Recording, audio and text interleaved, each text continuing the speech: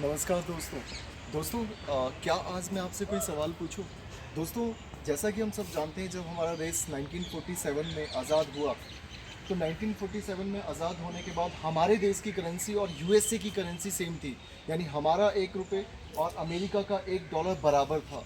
तो दोस्तों, ऐसी क्या वजह रही कि आज यूएस का $1 हमारे 74 या 75 रुपये के बराबर है? दोस्तों, अ, हमारे बाद चाइना आज़ाद हुआ, यानी 1949 में, हमसे 2 साल बाद। इसके बाद भी ऐसी क्या वजह रही कि आज चाइना हर मामले में हमसे आगे है, चाहे वो इंफ्रास्ट्रक्चर हो, टेक्नोलॉजी हो, स्मॉल गुड्स हो, दुनिया भर में वो माल सप्लाई कर रहा है।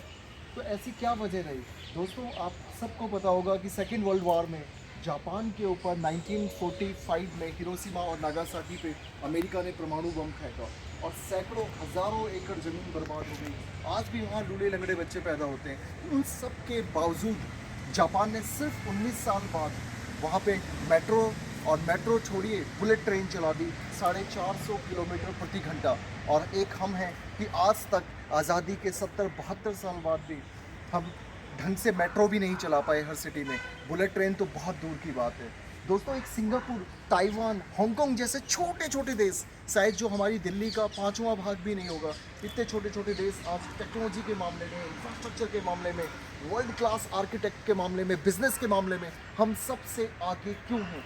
कभी सोचा आपने कि हम सब इतने ब्रिलियंट माइंड होते हुए भी देश के सबसे ज़्यादा युवा, यानी देश के सबसे ज़्यादा 35 साल से कम वाले युवा हमारे देश में 65%, उसके बावजूद भी हम पिछड़े हुए क्यों हैं? चाहे वो हमारी सड़कें हों, पानी हो, शौचालय हों, सार्वजनिक शौचालय हों, इंफ्रास्ट्रक्चर हो, हम सबसे पीछे क्यों हैं?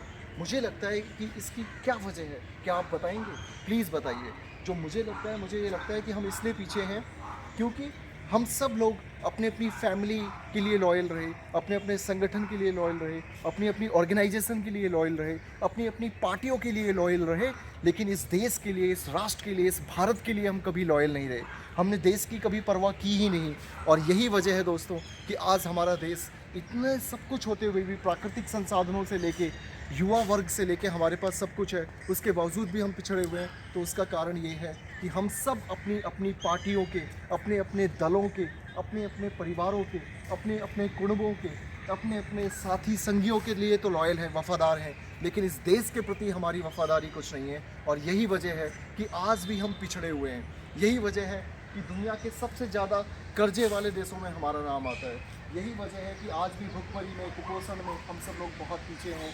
और छोटे छोटे देश, यूरोपियन यूनियन के छोटे छोटे देश, ऑस्ट्रिया, सिंगापुर, हंगरी, आप वियतनाम, ये देश भी हमसे आगे हैं। तो मुझे लगता है इसकी वजह यही है कि हम सब लोगों के अंदर एक नैतिकता, एक देश के अंदर जो प्रेम होना चाहिए देश के लिए, वो नहीं है। दोस्तों, सिर्फ झंडा लहराना, राष्ट्रगान गाना और राष्ट्रगीत गाना और भारत माता की जय करने से ये देश आगे नहीं बढ़ेगा। ये देश आगे तब बढ़ेगा जब हम जिस जगह पे हैं, जिस मुकाम पे हैं, जिस पद पे हैं, जिस पोस्ट पे हैं, वहाँ पर अपनी अपनी सेवाएं बड़ी ईमानदारी से दें और ये सोच के दें कि जो मैं काम कर रहा हूँ उससे क्या मेरे देश को फ़ायदा होगा, जो काम मैं कर रहा हूँ क्या उससे मेरे देश में तरक्की होगी। जिस दिन हम ये सोचना शुरू कर देंगे ना दोस्त, उस दिन ये देश आगे बढ़ जाएगा। ठीक है, दलों से जुड़ना कोई बुरी बात नहीं है, मैं भी एक पर्टिकुलर दल से जुड़ा हुआ हूँ, लेकिन दल से पहले राष्ट्र है और राष्ट्र से पहले ये हमारी जन्मभूमि, जननी जन्मभूमि है। इसलिए मैं कहता हूँ, सुमित्रा नंदन पंत जी ने एक जगह कहा है कि तन समर्पित, मन समर्पित और ये जीवन समर्पित। तन समर्पित, मन समर्पित और ये जीवन समर्पित। चाहता हूँ देश की धरती तुझे कुछ और दे दूँ। इस देश के लिए हम जितना कर जाएं, इस देश के लिए हम जितना कर जाएं वो कम है। इसलिए मैं अपने इस वीडियो के माध्यम से आप सबको ये बोलना चाहता हूँ कि प्लीज़ इस देश के लिए सच में कुछ कीजिए। ऐसा कुछ मत कीजिए जिससे देश का नाम अंतर्राष्ट्रीय स्तर पर खराब हो।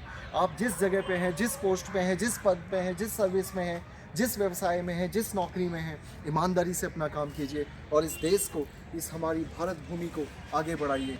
जय हिंद, जय भारत, वंदे मातरम।